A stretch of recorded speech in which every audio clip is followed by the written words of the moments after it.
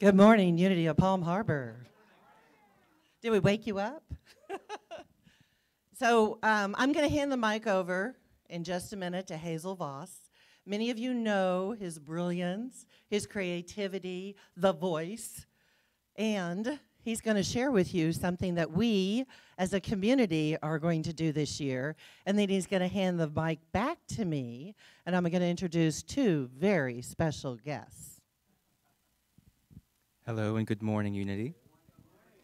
I do have a little bit of announcement, so just bear with me. Just so you know, we are joining a global movement of Giving Tuesday. You may have heard of this, but it's the day after Cyber Monday, and this is after Black Friday. I know, we're getting so many days. So basically in 2023, anyone who was a nonprofit organization who contributed to this globally raised $3 billion. So local communities that were able to contribute to their nonprofits were able to report this amount. We're going to be participating in this year, and that's really special for us. So this day is December 3rd. Mark your calendars. We're letting you know early because this is what we're going to be manifesting. So virtually, the funds that we will raise will be to pay for our own expenses through the hurricanes. Not one, but two back-to-back. Yes. And basically, this is for those in our community who have been affected by the hurricanes, and let's be honest, we are a little short in our operating funds. Not to worry. So with that, keep your eyes out for the newsletter. We do have something very special coming in November that I will be a part of, and we're really excited for it. Welcome our new board member. Thank you, thank you. And without too much ado, you're going to meet them in just a few minutes.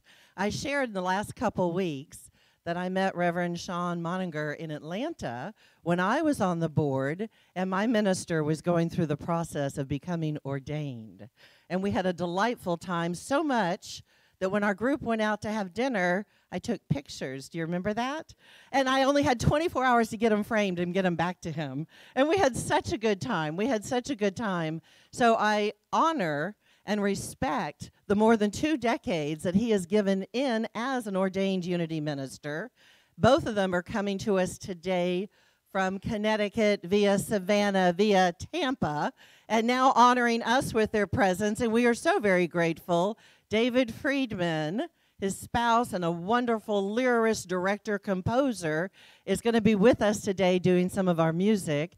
And then, the reason you see the tables out there, our children are doing a fundraiser to feed all of us, and then you're going to come right back in here for David's workshop. And when he's up here, he'll tell you a little bit about it. So big warm welcome all the way from New York City, Connecticut, for David and Reverend Sean.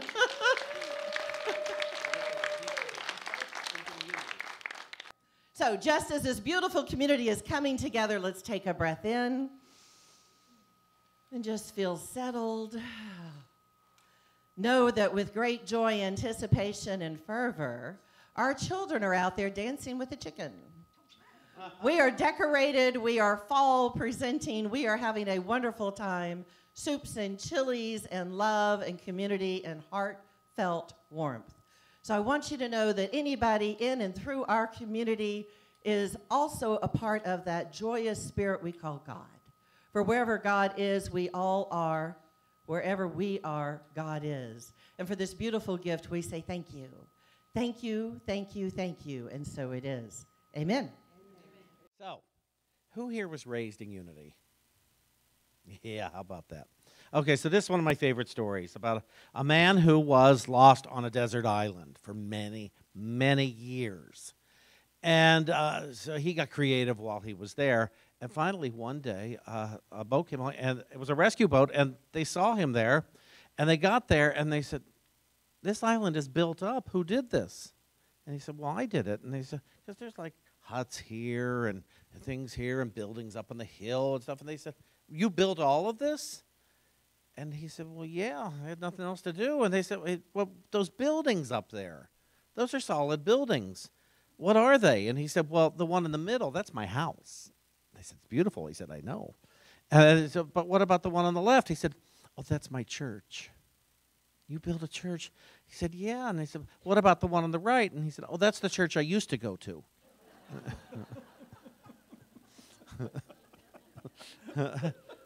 There's unity.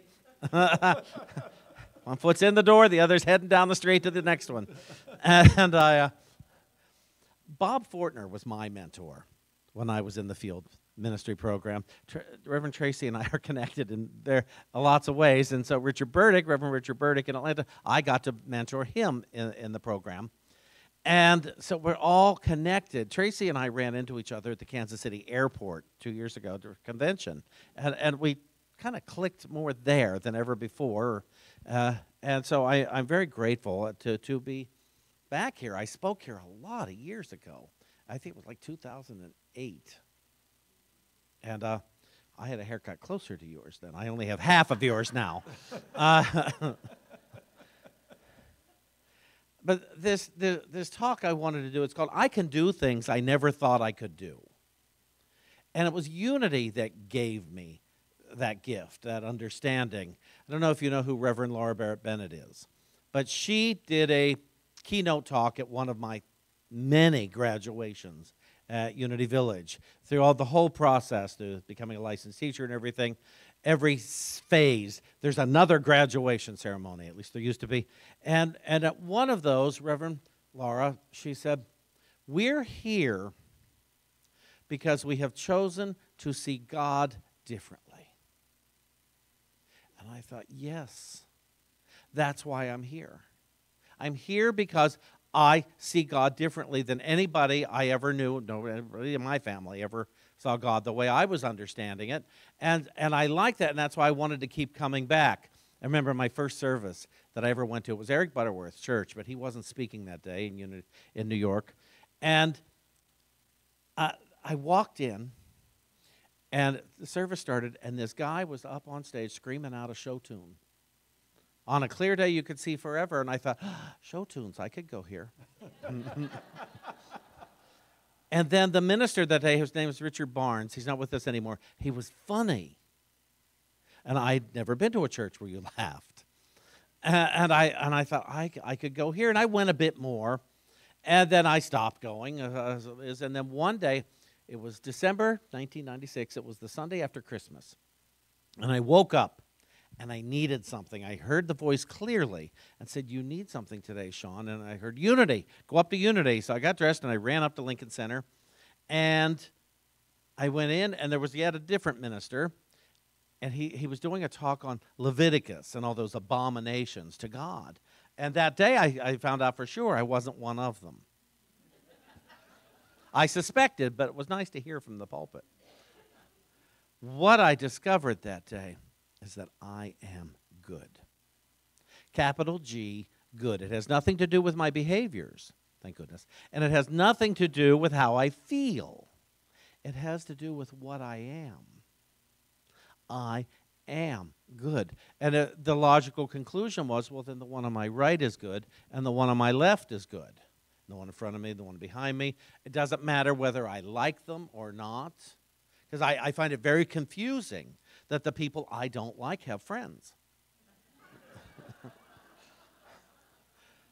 And so that can only be then that God is within them and they are within God. And what I'm judging is personalities rather than principles. And so I had to go with that, and I was kind of set free. I was very much so. I came back the next week. He was offering a Tuesday morning class. And we were discussing How to Let God Help You, Myrtle Fillmore's book, Unity's co-founder, if you don't know who she is. Her book, How to Let God Help You. And in that book, there were a lot of paths to freedom. And all the freedom was through my mind. All the freedom was offered through my thinking. She didn't offer me tickets to a show. She offered me a way to think differently. One was about addiction and alcoholism, what have you. And I was no longer indulging. I had been set free from the obsession. But what she said was, if you haven't read it, it's either 16 or 17, the longing of our souls. And in that book, that chapter, she said, we all have a longing to know something higher. And we keep settling for the satisfaction of the flesh. And it can be, as she put it, it could be through alcohol. It could be through other substances or spicy foods. Anything that we get a buzz off, that the adrenaline gets going. It can also be through resentments. Anybody? Anybody got judgments that you know aren't appropriate, but you can't seem to stop yourself? That's because we're looking for that higher thing, and we're settling for something less. And that made sense to me. That made a lot of sense to me. Oh, I keep settling for less than the best. And Unity told me I could go for the best. And I thought, why not? Why have, I remember I was at somebody's interfaith ordination.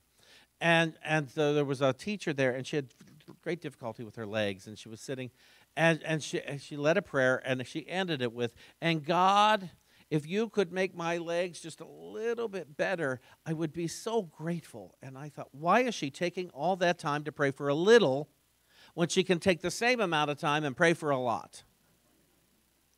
If you're going to hand it over to God, expect the best. Charles Fillmore in the book Prosperity said, God can give much as easily as God can give a little. But it's not God giving it. I want to be very clear here. God doesn't give anything. This is my belief, my faith. And here's why. God has already given what God can give. Now would I give myself what I am praying for? And one would think, of course I would. I would give myself riches and honor. Would you? It's a big commitment. You're going to have to transform a lot of thinking, a lot of words. It is, there goes gossip. There goes criticism. I've got a neighbor I've been mad at since 2000. When did we buy our house? 2005, since 2006. I got a neighbor. I have prayed and prayed and prayed on how to experience forgiveness around him, and I haven't found it yet. I drive into our driveway and I thought, okay, God, show me the way, show me the way, show me the way. I'm open and I'm willing. One day he waved. This man had the nerve to wave at me in the street. I did not wave back because I was afraid I wouldn't use all my fingers. And I want to be as good a neighbor as I can. I want to be as Christ-like as I can. But I pay attention to that stuff because I don't want to still settle. I'm not dead yet. I can keep working on it and looking at it, because here's the problem. I am good, and so is he. In God, so is he. And I know that. But with impersonality, it's iffy. And so I keep looking at, what do you want, Sean? What do you want today? So I don't watch a lot of news. I watch some news. I like the headlines. I like to know what's going on, especially as a minister. It's always good to know. Oh, I heard you guys had some rain last week. I can't come in here and do that. No, you guys went through a big to-do, we'll call it, within nature. Within nature, you were so powerless over everything but what to think. How many people consulted Spirit on this? Yeah, I have to laugh. I just did, I don't want to go into this whole thing, but I will. I did that 10-day silent Vipassana, it's called, meditation. I don't know if anybody's ever done it. There's an ashram up in Massachusetts, and within that there are agreements. I will not kill any living thing. I will not, what is it? No reading, no writing, no praying. That's crazy. No praying. There are, of course, boundaries. You're only allowed to go this far on the property and everything. And this is my 6th time doing it. And I'm not special because of that. It's because I need it that much. And so, but on this time, and the first 4 days were just wonderful. And other times I panicked. I've just been so uncomfortable during it. But this time, I was great, and 4 days, Wednesday, Thursday, Friday, Saturday, 5 days. On Monday, now when I left, we had a little leak in the house, and David was taking care of it. But he had friends around, and a lot of activity, and the workmen were there. I knew Monday they all left, and he's there by himself. And my mind told me, I hope he's not dead. That's where I go, extreme thinking. And I started to spiral. What if he is? What if one of the cats is dead? What if? Well, I better find a way to call him. Now, you're not allowed to have a phone. You know, you can't. You're not allowed to go to your car. So I walked down the path to my car, where nobody was looking, and I got my car at 7 in the morning because I knew this was the only way to calm my mind. And I called him. He answered, "Oh no, everything's fine. The workmen are done. They fixed it. It's beautiful." I said, "Terrific. I'll talk to you Sunday." And I hung up the phone, and I went back up. And I had some wonderful revelations. One of the things is I realized these people who facilitate the Vipassana Center, they're not looking to catch me. They're not the police. I'm, relatively speaking, old, and I'm an adult. And I can do what I want as long as I'm not taking from anyone else. And I didn't take from anyone else. I ran down there because it was the way for me to maintain my sanity. Now, what I laughed at when I got back, and I was doing a talk on similar thing at Unity of New York, and I'm explaining, you know, no reading, no writing, no praying, anything. I was willing to break the rules, to cross the boundary, to go to my car, to use my phone in the car, but I wasn't willing to pray. It didn't occur to me to break the rule of no prayer. Crazy. I'm a little off. And I can observe that now, and it's not a threat to me any longer. It's no longer a threat, because if we keep staying in the realization, I am good, you are good, we are good. Years ago, for my practicum with Unity School, to become an ordained Unity minister, I found this great thing. A woman from a place called Boys and Girls Village up in Connecticut came to look for Christmas gifts, actually, for the children. They have children ages 5 to 14 there. A lot of autism going on. A lot of these kids will never see their families again because there's been such abuse, or the children just cannot tolerate going home for whatever reason. So these kids are there. They don't understand why they're stuck in this place, and it's not an abusive place. It's rather nice. Nevertheless, they don't have a home. If they see any TV, kids have homes. They have families. These kids didn't. So it occurred to me, I have a 12-power meditation that I do. And I thought I could take that into Boys and Girls Village and work with the kids on that 12-power meditation. So I approached the woman, and she took me to her supervisor. I gave him my CD, and they said, "Let's try this. We got to go out of the box with these guys, kids." And so I went up, and the first thing that occurred to me, we sat in a circle, and the first thing I thought to do was, let's go around the circle and each person announce, "I am good." And it was confusing, but they did it. And they looked at me like I was from outer space. But they did it. And I said, "I know, it doesn't make sense. You're here. These things have happened. How could you be good? But trust me, you are. Good will come from this." And they would do it week after week after week. They would do it. And then I would go around the first power, because I don't do them in the order Fillmore did them, but faith, will, understanding. And they started to memorize the powers and where they were in the body. And then I would do a brief meditation, and we would finish. I wasn't allowed to mention the word God, because a lot of varying things there. And some people, their parents still were in charge of them and did not want the word God mentioned, despite all the abuses that their children were going for. Doesn't matter. I had to work within a frame. So I went there. And we would do this, and one day, I'd been out for a couple of weeks for something, and we started in the I am good. And my supervisor said, "Sean, while you were away, one of the kids became very erratic, very upset, agitated. And two of the other kids came to me and said, 'He forgot he was good.'" Isn't that wonderful? That's what our unity message can do, what we have the capability of doing. Another day, this little boy, Carlos, who looked as normal as could be, but extreme autism. I remember when I saw him some kids were doing cartwheels, and he did what he believed was a cartwheel. It was basically a flop on the floor. But he believed it. I could see it. Handsome boy, probably 7 or 8 years old.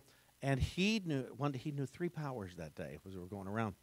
And my supervisor came to me in tears. and said, Sean, he can't always remember to tell us when he has to go to the bathroom, but he knew 3 powers today. And I thought, okay, this is something wonderful we have to offer. Now, when I say I could do things I didn't know I could do, it's that I didn't know I could do that stuff. I had no idea. I remember when I even contemplated ministry, I said, but I can't do what Eric Butterworth does. I can't do what Edwin Gaines does. And I had met her at that point twice. And the minister there, Paul, I thought, I can't do what he does. And then the voice said to me, Sean, I've got people to do what they do. I need you to do what you're going to do. Thank you. It's fascinating to me how many things we won't let ourselves do because, oh, I can't do it as well as that one. And I couldn't do that. And I can't. So we just sit and do nothing except worry. Worry. It was my 41st birthday. I wanted to do stand-up comedy. I used to light nightclub acts for a living. A place called Don't Tell Mom in the city. And I was good at it, but it was not a high-profile career. And even that I didn't know I could do till I did it. I wanted to move to New York. I had to do something, and I wanted to be in show business. I was afraid to sing in front of people or do acts, but Don't Tell Mom I had an opening. And so I basically lied and said, yeah, I know how to do lights. Turns out I did. So I didn't lie. It just looked like a lie up front. Anyway, I wanted to do stand-up. I was lighting these shows. This guy named Ron Poole, he hosted these comedy shows called Pool Party. And I liked laughing. And I said, oh, boy, I would sure like to do that. And he said, I would sure put you on. So I gave myself a month to write 7 minutes. And I found out where I'm funny and where I'm not. I don't do voices. I don't do characters. I videotape myself practicing. I tell you all this in case you decide you want to do stand-up. These are the techniques. I watched the movie Punchline, which is a great movie to teach you about stand-up comedy. And a month later, I went in there. And I did it. And I was funny. And I did 30 appearances that first year. And I got nominated for an award. Oh, thank you. You're very sweet. How else can we aggrandize myself? And then in 2015, I thought, I want to do my own show. How do I do that? My goodness, to do a 60-minute show. And they were honoring David at the Metropolitan Room. And I was speaking, but whoever made up the set list, they were honoring David Friedman. I thought, it's an evening about him, and they didn't know his name. And I laughed at that, and that's how I opened my talk that night. But everything landed, and I thought, I'm going to do my own show. And I called the owner of the club. I said, would you like to have me? He said, I'd love it. So I gave myself a month, and I wrote a 60-minute show. I sold out for 10 months in New York. An atheist critic called me the funniest stand-up he's ever seen. And the next year, I won a MAC Award and a Broadway World Award. Well, thank you. Thank you very much. The point is, the show was called Because I Can. At that age, I thought, it doesn't matter if a critic likes me. It doesn't matter if I have audiences. What matters is that I get out there and I give it a shot. That I do it. Because I didn't want to get older wishing I had tried and was afraid to. I had already started singing a little bit, which you'll hear in a bit. I had already started doing, I wrote this funny song at a Unity retreat. And it was called Big Honkin' Love Song. Because it was, the retreat was called You Are a Love Song. And David Friedman over there, David Friedman was, they asked him to do the music. And I wasn't necessarily looking for a partner, but that's where we got together, July 4th of 2000, what was it? Thank you, 2002. I know we've been together 22 years. And we're married 6 months now. And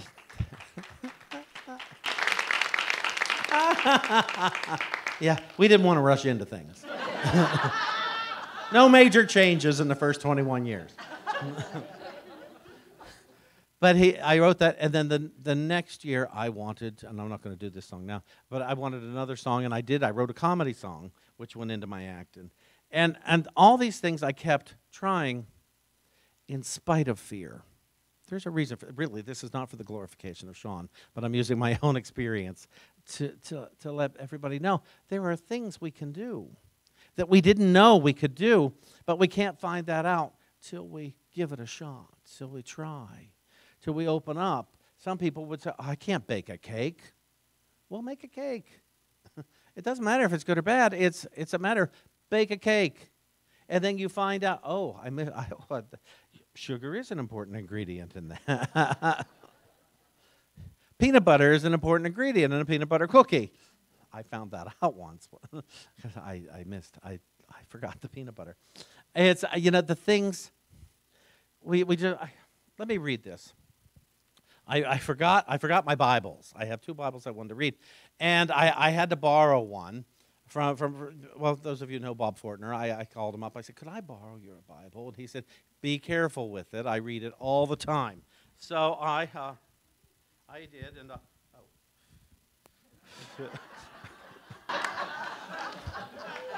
maybe not all the time. Goodness. Oh. Here's the section I wanted to look back here in Luke. Luke 12.